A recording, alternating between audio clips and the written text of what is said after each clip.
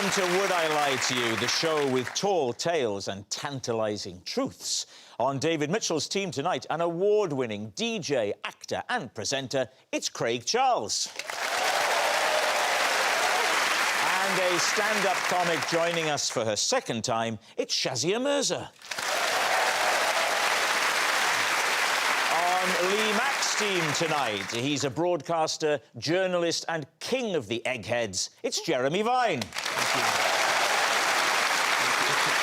And a rising star of stand-up comedy, Amy Gledhill.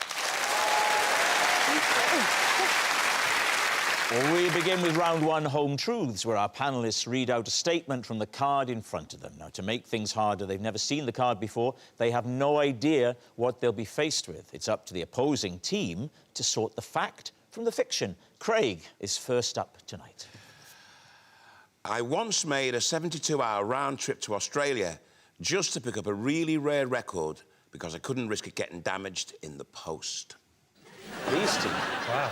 What was the record? 100-metre sprint? It was a rare Northern Soul record. By? Frank Wilson. And what was the record called? It was called Do I Love You, Indeed I Do. It was originally printed and they were all 500 presses were smashed because Motown didn't like it. But two survived, well, two knowingly survived. We thought we'd found a third one. Is it a single or an album? It's a 7-inch. Sorry, but flying all that way for a 7-inch doesn't seem like a very good use of time or money. Yeah. The one that we know of, that I know of, sold for £28,000, so it's quite a... And how much were you paying for it? Well, we thought we could get it for about £9 grand. Where did you get it from? Was it from eBay or something? No, it was just from some research, and someone phoned up and said he thinks she's got a copy of it in Melbourne, Australia. OK. So I went over on Qantas. So when you got there, did the third one exist? It did exist, yeah, but it was in such a bad state. It was like someone had glued it back together. So you couldn't play it? No, you couldn't play it, no. Craig, could you do a bit of the song? Do I love you? Do I love you? Do I... Oh, it was scratched, wasn't it?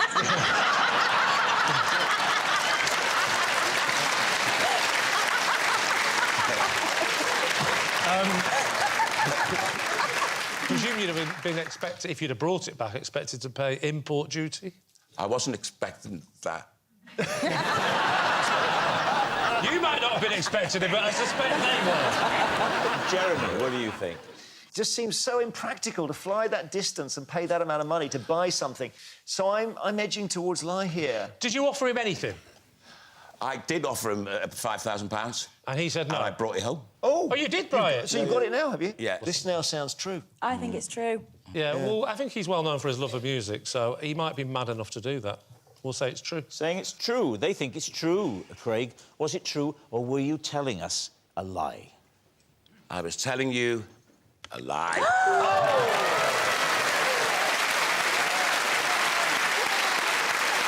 Yes, it's a lie. Craig didn't fly to Australia just to pick up a record. Shazia, you're next. I was once grounded when my parents saw a picture of me in the local paper doing something I shouldn't. You were doing something you shouldn't? Yeah, I had escaped. Escaped from where? I'd escaped from the house. Were you, I mean, how dark is this story going to get? How old were you when this happened, Shazia? 14. And how did you escape?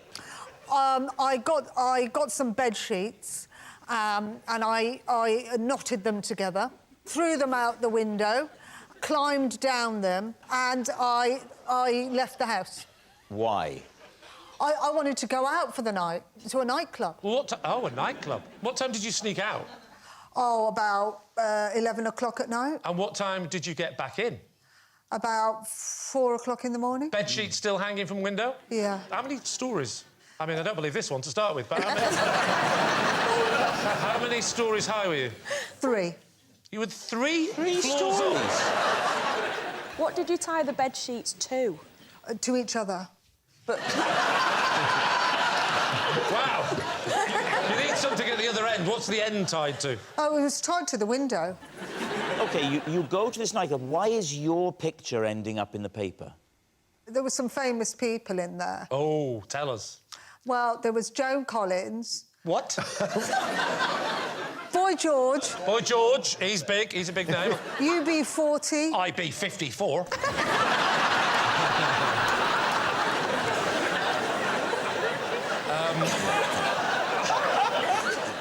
So how did you end up in the photo? That's what we need to Well, be what clear on. happened was when the nightclub ended about 4 o'clock, there was like no taxis, and I didn't know how I was going to get home. So I asked Boy George.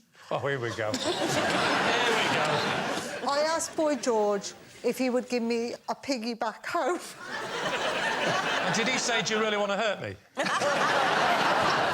Where does the photo come in? What was in the photo? Well, he said to me, "Oh, you look great. Let's have a picture together." Right. And what did your parents say when they saw the paper? How did they confront you? They rang up the newspaper and they said, "That's not my daughter." Well, hang on. Hang on. But, wait a minute.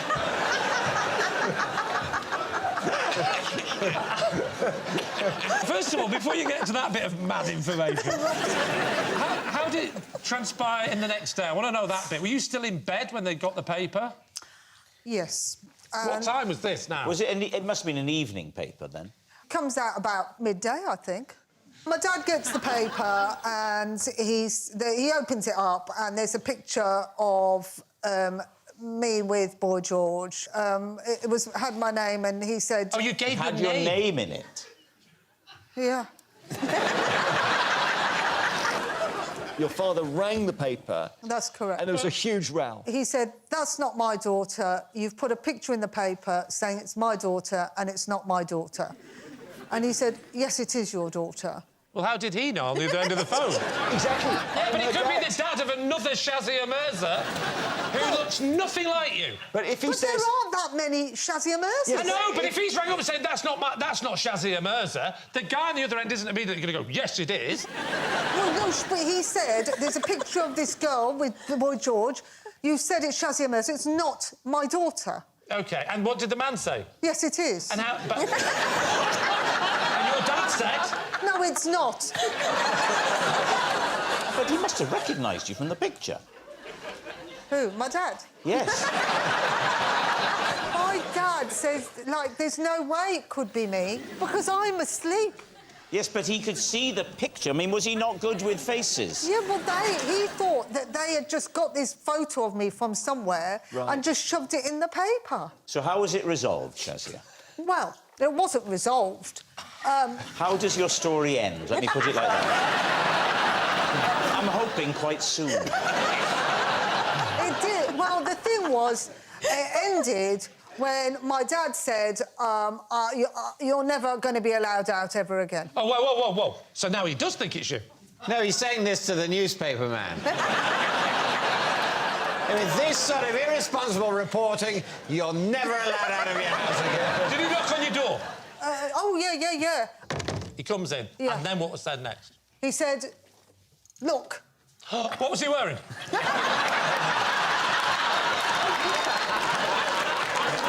That's the newspaper. Yeah, and he says... And he goes, look at this. Go on. I know where you were last night. Oh, I'm getting angry with this story now. What's the junction between that is not my daughter and why were you out last The night? man at the paper... He doesn't know you! He convinced my dad that person was me. More than your face! More than your actual face! A man on the phone who he has never met and he doesn't know who you are has met you once for a second on the back of Boy George. That was more important than your face in the photo. The point is, he believed the man more than me. All right. What do we think? Jeremy, what are you thinking? I'm starting to have my doubts about this one, to be honest. know this sounds a crazy point of detail, but the idea that a newspaper could print the story within 3 hours of the nightclub closing... Of everything she said, the time the newspaper comes out is the one... I mean, to me, that's fine. It's everything else. It's the shit. Yeah, Boy George, piggyback, Birmingham nightclub. Yeah, that's all fine. Who was that? Oh, it's Joan Collins. Man doesn't recognise his own daughter. No, yeah. No problem. What time's the paper come out? Midday, she's lying. What about you, Amy? What do you think? I think it's a lie, because it's hard to pick a bit that could be true. You're saying it's a lie? Well, say it's a lie. Shazia, they're pretty convinced it's a lie. Was it a lie, or were you telling the truth? I'm afraid it's the truth.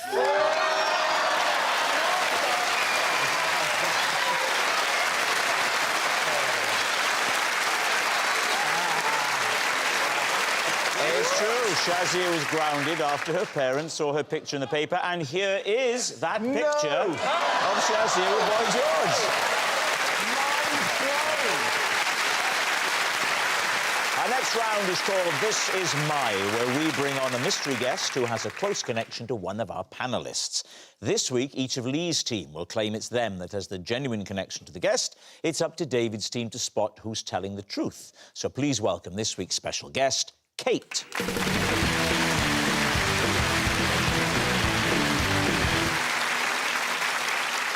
So, Amy, what is Kate to you? So this is Kate, and we worked together in the same office for 3 months before we realised we were actually living in the same house. Right. Jeremy, how do you know Kate? This is Kate. When she got nervous on eggheads, I came up with a unique way of calming her down.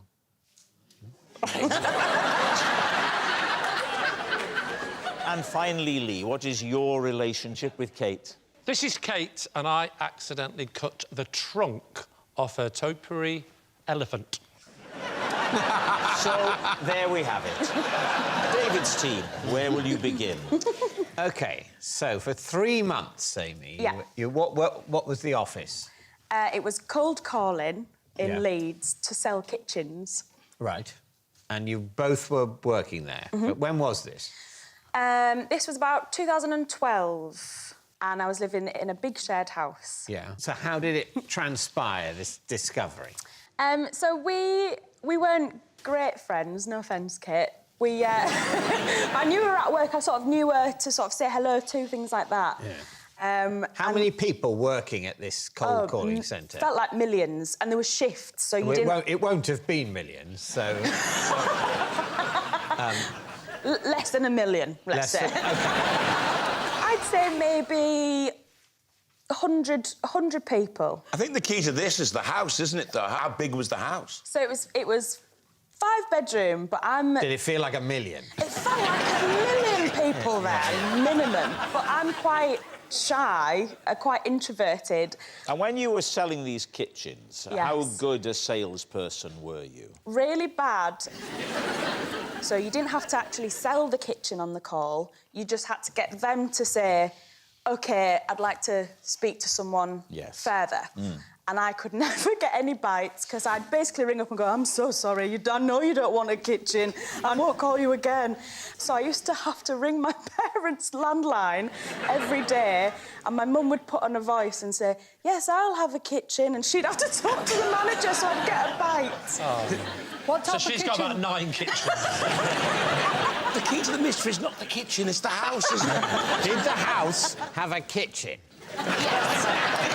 Yes, it did. Why didn't you ever see Kate in the kitchen? So in 2012, I just started stand-up, so I'd go do me day shift, selling me kitchens and failing, and then I'd go to a pub and do a gig where I would fail. If a gig didn't do very well and it was just silence for 20 minutes, did you ever end with, don't suppose anyone wants to buy a kitchen? I mean, that'd be a sad way to end, wouldn't it? I don't need you to commit, I just need a bite. So tell us about the moment, then, when you actually did realise that you were in the same house. So I'd gone down one morning and Kate was in the kitchen and I was like, oh, hello, we work at the same place. And I thought she'd slept with somebody in the house. So I was like, oh my God, who have you been with? And she was like, sorry, what? Why are you in the house? And it was like, oh, I live here. And she was like, I live here. And it was like, oh, right, you're that room on the 3rd floor. So when you asked the question, who've you been sleeping with? Who do you And think... who ate all the porridge and But who did you think that might be? Did you know other people who lived in the house? Yeah, well, so there was a guy called Adam who had a pet tarantula, and I was thinking, oh, Kate, how low are your standards? So I presumed, oh, she's with Greasy Adam. All right, who would you like to quiz next? Jeremy. It was a technique for calming Kate down, is that right? Well, I present Eggheads, a game quiz show, and sometimes contestants get nervous, and I noticed that Kate was nervous, and I tried to calm her down. And how did you do that? So I could see that Kate was just not in the moment. She wasn't enjoying it. And we had this discussion of whether we should just proceed. But, you know, it's quite frightening, actually, to go in a question booth and you're on your own answering questions. So I said, look, do you want to see me ride my penny farthing? If this is a euphemism, then I don't want to hear it. We were filming Eggheads in the Riverside studios, and I had cycled there on a penny farthing. Can I ask a question at this point? Why? I've always been a bit interested in penny farthings, and then for some reason they started making them again. And I bought one. So you're at the studios. We're Kate is recording. nervous. You Kate picked is up one on of the her competitors. nerves. The question is, if Kate is feeling anxious about it, we've got a deputy. But I said, look, let's take a break and I'll show you my penny farthing. And so we went out. I don't believe this. I would imagine, Jeremy, if anything, that might have made her a little more nervous. Well, it was one of those funny moments. We went outside the studio, I unlocked it, and I rode it around inside the Riverside studio area. And at the end of it, I think Kate rather enjoyed it. Or she went, if he stops, I'll play. Stop laughing, you're not supposed to laugh. You didn't laugh when I cut the trunk off your elephant, did you? Or when I killed your leopard, you just wore it. Why were you so sure that an action that's so surreal that, in fact, might have made her think that she'd fainted and was hallucinating this would be the right way to calm her down rather than, say, a cup of tea? I don't know. David, do you know what? She doesn't look very nervous now. That's because I rode my BMX around the studio earlier on. I know. Are you happy now to move on to Mack, the one in the middle? Yeah, I mean, you know, I understand the contractual duty. So where was her topiary elephant? It was in her front garden. Have you got a history of topiary? I've got a history of hedge trimming, and my hedge is particularly well trimmed. Yeah. She's a neighbour. She's been in our back garden. She's seen it. How could you have got it so wrong? So what happened was, it was a very good elephant. It looked like an elephant. How big was it? I would say... Use your hands. All right, I would say...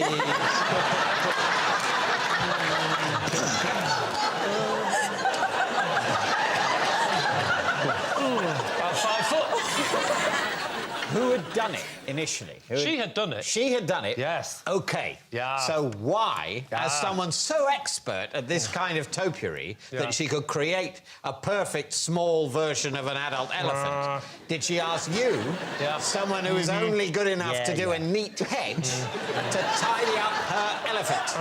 Oh, you could just say in 2 words, why you? Yes. Got 2 words for you. Broken arm. She had broken her arm. I know. Right. In fact, I think it was me that told you.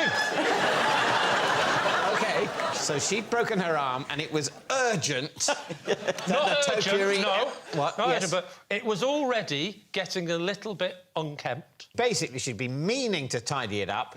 Then she broke her arm. Yeah. And she knew if she waited for her arm to heal, then it's too far gone. Exactly what you just said. OK, well, this is so plausible. Thank you. I think I speak on behalf of everyone in the room when I say no further questions. How did you manage to lop off an entire trunk? Oh, yes, that bit. So, what happened was, I did everything quite well, and then I realised, I stepped back and I thought, oh, I've taken off a bit more than I wanted on the left.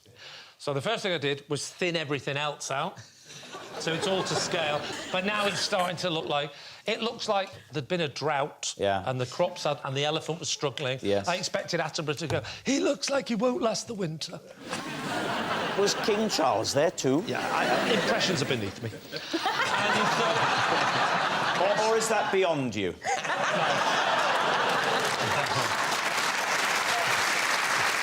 So I decided to thin everything else out and try and match it all up. And I went down like that, and then I sort of slipped and went straight through the trunk. OK. I think you could have gone for the phrase, I sort of slipped, a lot earlier. So, we need an answer. So, David's team. Is Kate Amy's cohabiting colleague, Jeremy's quaking quizzer, or Lee's bush buddy? OK. I think it's Amy. You think it's Amy? I don't know, you know, I mean, I think Lee could be plausible, but, like... What did you say? Craig. I'm thinking of having a meltdown, but I thought Lee was playing... No. Craig, I'm a big fan of yours. And I've never said this before on the show, but I like you so much, it's not me. I just don't want you to look stupid on television. Just the bizarreness of it all. Yeah. But living in multi-occupancy homes. Students do that a lot. Yeah, ships that pass in the night. What's wrong with Jeremy's claim? He's known as a cyclist. Yes, he's known as a cyclist. I don't doubt that he may own a penny farthing. What I doubt is that, you know, in a busy recording day, a contestant is nervous and Jeremy suggests, and this suggestion is accepted, that the best thing to do to calm the nervous quizzer down is to cycle around in front of them on a penny farthing, and then she'll be fine. The way you've just said that, though, you've actually sold that to me now. I think it's probably... No. Craig, I'm a big fan of yours. So I'm going to help you out. It's not Jeremy either. No, but that's it. You're not having any more clues. OK, David, it's time to make your decision. Look, obviously now Lee said that, I'm full of doubt. But you think it's Amy? Amy. I think it's Amy. And I think Amy, your judgment of truth might need recalibrating. So you're saying that it's Amy? Yeah. OK. Kate, would you please reveal your true identity? I'm Kate, and Jeremy calmed me down so...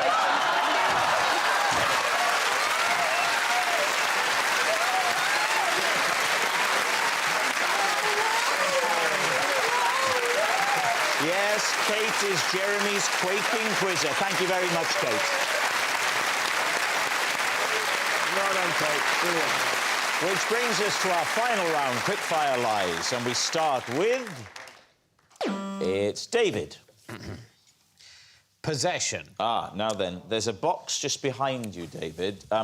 Could you, first of all, take the item out of the box and then read the card?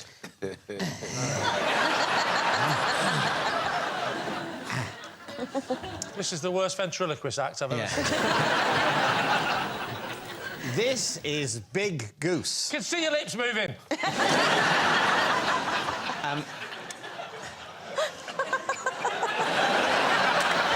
This is Big Goose. I was given her by a fairground worker as an apology after I snagged my chinos riding his helter-skelter. Please, team. This year, or...? Last year. The helter-skelter people normally don't give prizes. Why did he have that? Well, he was working at a place where some of the other things there gave prizes. I think that... So he said to you, I'm really sorry that you snagged your chinos. Wait there. I'm just going to try and throw 3 table tennis balls into a fish bowl. I might be some while, so just...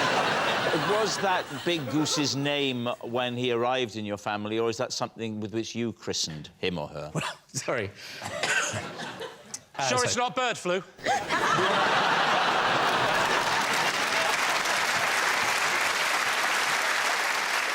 Talk us through the event. Yes. What motivated you to do it at all? Because I don't see you as a helter-skelter kind of guy. Well, I was there with my daughter. She wanted to go on the helter-skelter. I said I'd go with her, and we shared a mat. So you've gone all the way to the top. Did you have to have a little break halfway up? No, I don't remember that. No, I was, you know... Oh, you blacked out. You get to the top of the helter-skelter and you say, look, darling, one day all this will be yours. And you sit down on the mat, you pop her in front of you, and you begin to hurtle round and round and round. What happens then? To be honest, I was trying to manage the pace to a certain extent. How are you doing that? Just with my feet. Putting them out to the sides? A little bit. Oh. Well, it's your fault you snagged them. It didn't say you couldn't have your feet to the full width of the channel provided. It didn't say we won't rip your chinos, did it? I would say it's an implied contract with any such entertainment activity that your clothing won't be damaged. What if the roller And I think that would stand up in court. And do you know what? So did the fairground worker. And he thought, we'd better head off trouble here. A major celebrity has damaged his extremely expensive, beautifully cut trousers. Oh. Was there someone else there? Goose him! Goose him as hard as you can! And do you consider Big Goose to be adequate compensation? Never mind that. Do you consider yourself a major celebrity?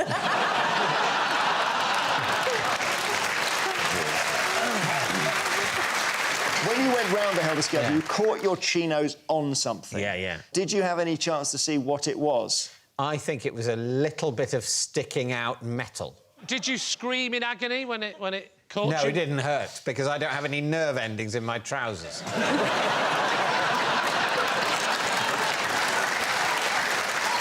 you know what, David? I don't think you have any feeling in your trousers whatsoever.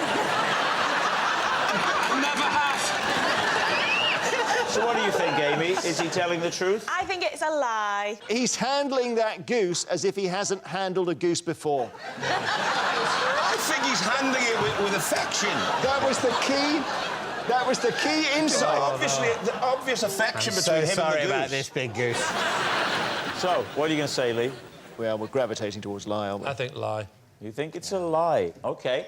David, was it true or was it a lie? It was, as far as I recall, a lie. Yes, it's a lie. David wasn't given Big Goose at the fair. That noise signals time is up. It's the end of the show. I can reveal that it's a draw with 2 points each. Thanks for watching. We'll see you next time. Good night.